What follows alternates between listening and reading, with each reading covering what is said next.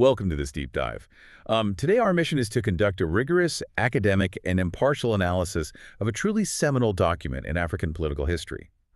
We are looking at the 1967 Arusha Declaration, which was authored by Tanzanian President Julius Nyerere. Right. And to achieve this, we are synthesizing a rather extensive array of primary and secondary sources. We will be analyzing historical archives from blackpast.org, a comprehensive policy analysis provided by the Rosa Luxemburg Stiftung, and Nyerere's own reflective 1977 document titled 10 Years After. We are also pulling from a contemporary academic assessment from the University of Dar es Salaam's Journal of Humanities and Social Sciences. Yes, and crucially, we will be reading and analyzing the raw text of the declaration itself. For you, the listener, whether your background is firmly rooted in academia, you are a student of African history, or you are simply a learner interested in the complex mechanics of governance, this document serves as a profound case study. It really does. The Arusha Declaration represents a rare historical instance of a newly independent nation attempting to design a bespoke political ideology essentially from scratch.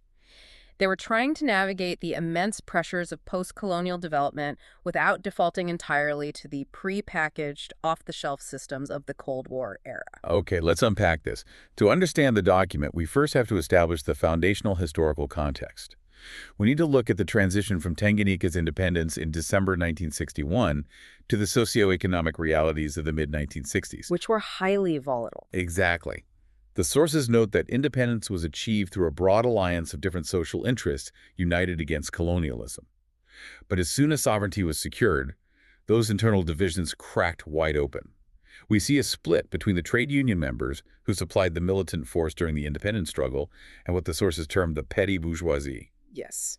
For those of us who haven't brushed up on our political terminology recently, how should we define the petty bourgeoisie in this specific post-colonial context? In this framework, the petty bourgeoisie essentially refers to the educated administrative elite. These were the individuals who immediately assumed the lucrative government posts and bureaucratic roles that were vacated by the colonial administrators. Right. The friction arose because the trade union members, the rank-and-file workers, felt entirely left out of the anticipated post-independence prosperity. They watched the administrative elite step into comfortable roles while their own material conditions remained largely unchanged. So we have an interclass struggle forming immediately after independence. The leadership of the trade unions utilized the very real grievances of their members to push for rapid Africanization of the economy. And this posed a direct threat to the stability of the new government. It did. This tension collided directly with Nyerere's core philosophical beliefs in human equality. And the sources point to two specific catalysts that pushed this tension over the edge and precipitated the Arusha Declaration. The first was a severe army mutiny in 1964. That is correct. The 1964 mutiny was a massive destabilizing event. The government actually had to rely on the assistance of British forces to put it down. Which was incredibly embarrassing for a newly independent African nation. Deeply embarrassing politically.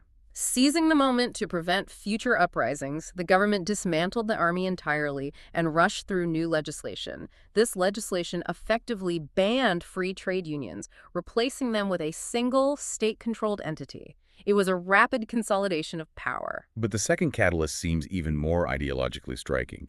In October 1966, university students staged massive protests. Yes, over the National Service Program. Right. The government had proposed a mandatory national service program requiring graduates to undergo military training and contribute a staggering 60% of their salaries to the state for 18 months. I mean, if you told any recent college graduate today that the government was immediately seizing 60% of their entry-level paycheck, you would see a similar uproar. The students' response was indeed vehement. They were entirely opposed to this communal sacrifice. They took to the streets carrying placards that deeply infuriated Nyerere. Some of these placards provocatively read, and this is a direct quote, "Colonialism was better." Which was a shocking thing to say to the leaders who had just fought for independence. Absolutely. The student spokesperson even delivered an undisguised ultimatum to Nyerere and his cabinet. They asserted that while their bodies might be forced into the scheme, their souls would remain outside it. It was a declaration of a perpetual ideological battle between the political elite and the educated elite. And Nyerere's reaction was remarkably severe and calculated. He expelled nearly 400 students en masse from the university. He didn't stop there? No. He didn't. To demonstrate that the sacrifice applied to everyone, he slashed his own salary and the salaries of his ministers by 20%. Following this, he spent the subsequent months touring the country, holding rallies to prepare the rural masses for a radical socio-economic shift. And that tour culminated in Arusha in January 1967. Exactly. Nyerere strategically presented his proposal to the National Executive Committee of the ruling party, TANU, without prior agenda notice. He effectively caught potential opponents off guard. Which brings us directly to the text of the speech itself. To truly understand this ideology, we need to methodically read and analyze the core text of the Declaration. Let us do exactly that. We will begin with Part 1, the TANU Creed, which establishes the philosophical building blocks of the ideology. The text reads, "The policy of TANU is to build a socialist state. The principles of socialism are laid down in the TANU Constitution, and they are as follows. Whereas TANU believes, A, that all human beings are equal, B, that every individual has a right to dignity and respect, C, that every citizen is an integral part of the nation and has the right to take an equal part in government." And skipping down to a crucial economic point, the text states that in order to ensure economic justice, the state must have effective control over the principal means of production. What is evident in this creed is a foundational reliance on three philosophical pillars: equality, individual and collective freedom, and collectivism. Equality was clearly the guiding star of Nyerere's political outlook. The assertion in clause that the state must control the principal means of production is presented not merely as an economic strategy. It is framed as a moral imperative to ensure justice and prevent the accumulation of wealth that would inevitably lead to a class-based society. So if the creed sets the moral baseline, how did Nyerere actually define what this socialist state would look like in practice? Moving to Part 2, the policy of socialism, the text provides a highly specific definition. It reads, "A truly socialist state is one in which all people are workers and in which neither capitalism or feudalism exists. It does not have two classes of people, a lower class composed of people who work for their living and an upper class of people who live on the work of others." In a really socialist country, no person exploits another. Everyone who is physically able to work does so. Every worker obtains a just return for the labor he performs. That passage is critical because it establishes the total rejection of a tiered society. Furthermore, the text explicitly notes that true socialism cannot exist without democracy. It states, "A state is not socialist simply because its means of production and exchange are controlled or owned by the government. It is essential that its government is chosen and led by the peasants and workers themselves." If we connect this to the bigger picture, We see the emergence of Nyerere's distinct ideology encapsulated in the Swahili concepts of Ujamaa and Utu. Let's define those for the listener. yes, Ujamaa translates to familyhood. It emphasizes a society where individuals prioritize each other's well-being irrespective of wealth, acting as an extended family. Utu, on the other hand, refers to humanness, empathy, and interconnectedness. And this is where we see a critical divergence from Marxist scientific socialism. Right. Nyerere explicitly rejected the Marxist tenets of class struggle and economic determinism. He did not view the state's evolution through the rigid lens of historical materialism. Which, simply put, is the Marxist theory that society's development is driven entirely by material and economic conditions, inevitably leading to a proletarian revolution. Nyerere rejected that inevitability. Instead, as the University of Dar es Salaam Journal Analysis points out, Nyerere's model was deeply rooted in traditional Bantu egalitarianism. In this framework, individual prosperity is not inherently at odds with the collective. Rather, the individual pursues their own good while simultaneously contributing to the common good without being entirely sacrificed for it. It is a philosophy that attempts to synthesize the values of traditional African communities, like shared labor and kinship, with the modern structural goals of economic justice. This specific ideological framing directly informed the intended audience and the rhetorical strategy of the Declaration. The document explicitly states that TANU is a party of peasants and workers. This served a dual purpose.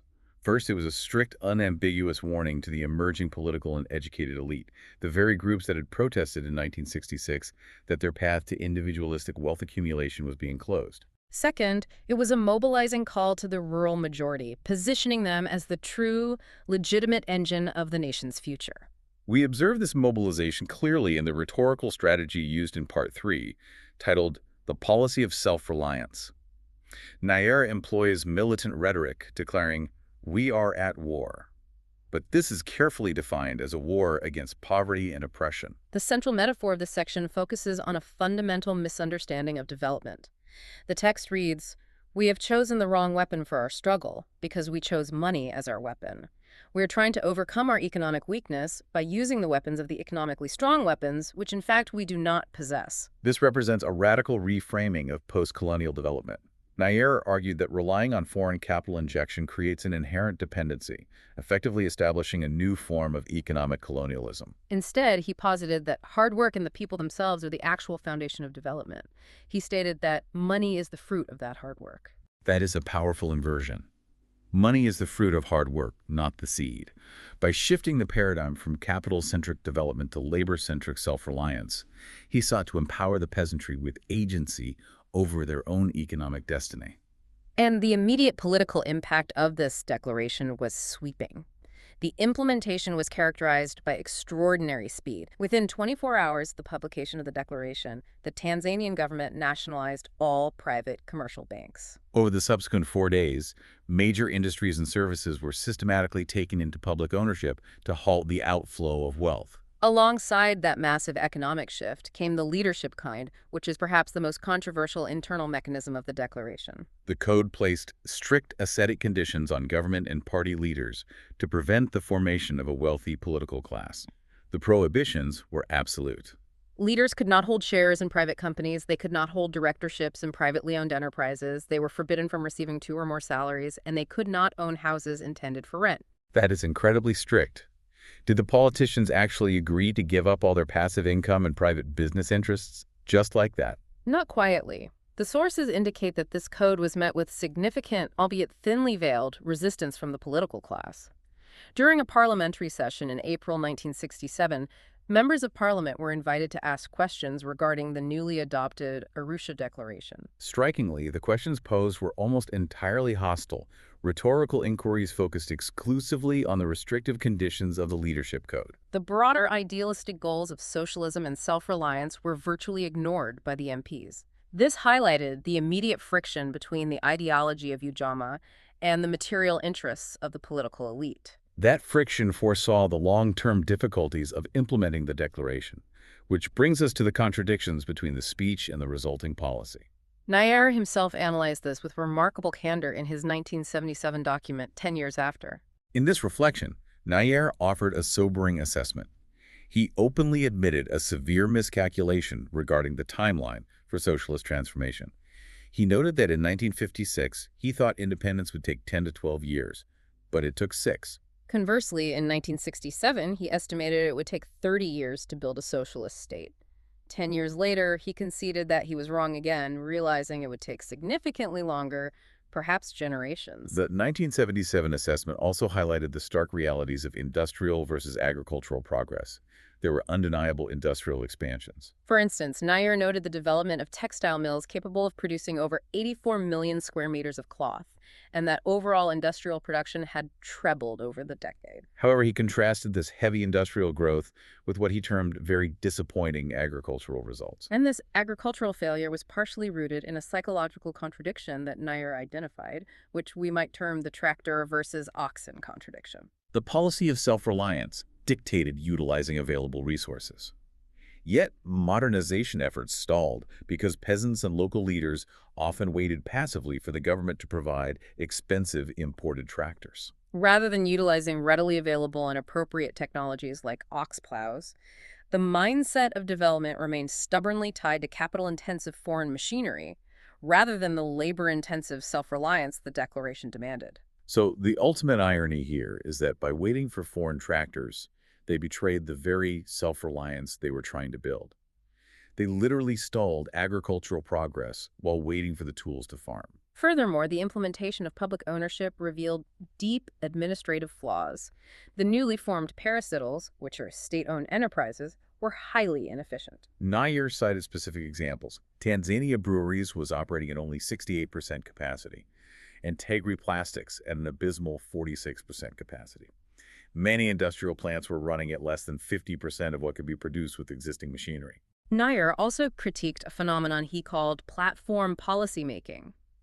This referred to the tendency of party and government officials to issue hasty, top-down campaigns and directives from rally platforms without proper planning. These poorly planned initiatives frequently resulted in the harassment of law-abiding peasants. For example, local administrators would set up unauthorized roadblocks to prevent the movement of food crops, supposedly to control markets. It was a bureaucratic overreach that directly contradicted the democratic and egalitarian ideals enshrined in the Arusha Declaration. It demonstrated the danger of an increasingly powerful party state operating without autonomous input from the working class. To understand the broader historical weight of all this, we must contextualize it within its long-term continental implications and compare it to similar African political ideologies of the era. Nyerere's approach did not exist in a vacuum. It was part of a larger Pan-African dialogue regarding post-colonial governance. It certainly was. If we look at Ghana, for instance, Kwame Nkrumah developed the concept of consciencism. This philosophy attempted a more direct synthesis of African communalism with strict Marxist-Leninist ideas of centralized state control and rapid industrialization. It was much more aligned with traditional scientific socialism than Nyerere's model. Concurrently, in Senegal, Léopold Senghor championed negritude. This was an ideology that combined French socialist ideals with a profound emphasis on African humanism, literature, and cultural identity. Senghor focused heavily on shared prosperity and dignity, perhaps leaning more towards the philosophical than the strictly economic. And Nyerere's model faced significant critiques from his contemporaries within this intellectual sphere. Most notably, the revolutionary leader Amilcar Cabral argued that Nyerere's rejection of Marxist class analysis meant his ideology lacked the necessary weapon of theory. Cabral believed that without the rigid analytical rigor of scientific socialism, African socialism was ill-equipped to dismantle entrenched structural inequalities. He argued that relying on traditional egalitarianism was too romantic and insufficient to fight global capitalism. Ultimately, the economic mechanics of the Arusha Declaration could not withstand the geopolitical and economic pressures of the late 20th century. The sources detail the eventual fall of the declaration, precipitated by a severe economic crisis in the late 1970s and 1980s. This crisis was exacerbated by the massive financial strain of the war with Uganda under Idi Amin. And it was fundamentally compounded by shifting global dynamics, specifically the unraveling of the Soviet Union and the aggressive ideological offensive of Western neoliberalism. Facing economic collapse, Tanzania, like many developing nations at the time, was forced to abandon its autonomous path. The government adopted structural adjustment programs dictated by the International Monetary Fund and the World Bank. This marked a definitive shift to neoliberalism. The results were severe. We saw the rapid privatization of state assets, significant deindustrialization as domestic production was undercut by dumped foreign commodities, and the surrender of natural resources, particularly in the mining sector, to foreign corporate control. Which brings us to the relevance of the Arusha Declaration to Africa today. Did those neoliberal reforms actually work? The Rosa Luxemburg Stiftung analysis and the University of Dar es Salaam journal article both vigorously argue that the neoliberal reforms of the 1980s have largely failed to produce equitable governance. The privatization of public services worsened social inequalities, weakened worker protections, and increased precarious employment across the continent. This raises an important question. If the neoliberal alternative has resulted in widening inequality, does the foundational ethos of Nyerere's philosophy hold contemporary utility? Academic analysts argue that it does, particularly in combating the modern crises of political corruption. The sources point to contemporary examples of governance failure, such as the findings of the Zondo Commission regarding widespread state capture in South Africa. Or the monopolization of wealth by political elites in Angola. These crises highlight the acute need for an ethical framework in governance, precisely the kind of framework offered by the concept of Utu. We can actually observe modern policy implementations across the continent that, while perhaps not explicitly utilizing the label of African socialism, clearly embody the principles of Utu and communal welfare outlined in the Arusha Declaration. The sources highlight several successful parallels. For example, Botswana's approach to the communal management of diamond revenues to fund public welfare. There is also Rwanda's Mutuelle de Santé, which provides community-based health insurance. We see Ghana's free senior high school policy echoing the socialist belief in social justice through equal educational access. and Senegal's Great Green Wall Project, which relies heavily on local communities for sustainable environmental management. For those of you analyzing this document within an academic context, the Arusha Declaration provides several foundational quotes that encapsulate its enduring philosophical stance. You should consider citing the following exact phrases from the text to anchor your research. First, regarding the nature of progress, Nyerere stated, "Development brings freedom, provided it is development of the people, by the people, for the people." Second, regarding the strategy of self-reliance, the document asserts, "A poor man does not use money as a weapon." And third, encapsulating the cultural foundation of the ideology, Nyerere wrote, "Socialism is an attitude of mind. We have been in Africa, by tradition, socialists." As we conclude this deep dive, we want to leave you with a final provocative thought to consider regarding the legacy of the Arusha Declaration. While it is historically accurate that the strict economic mechanics of the Declaration, the immediate nationalization of banks, the total state control of industry, were dismantled under the immense pressures of the 1980s, the document achieved something arguably more resilient. It permanently altered the political vocabulary and the psychological expectations of East Africa. Even today, decades after the abandonment of strict Ujamaa policies, the baseline expectation of a political leader in the region is frequently judged against the ascetic, egalitarian standard originally set by the 1967 Leadership Code. When citizens demand that leaders not use public office for private business enrichment, they are echoing the parameters set in Arusha. This suggests a fascinating historical phenomenon, that a political ideology can ultimately fail in its immediate economic implementation, while simultaneously succeeding in permanently rewriting the cultural and moral parameters of a nation's governance. Thank you for joining us for this rigorous examination of the Arusha Declaration. We encourage you to engage directly with the primary and secondary sources we have discussed today, as they remain the essential foundation for understanding this pivotal moment in African political history.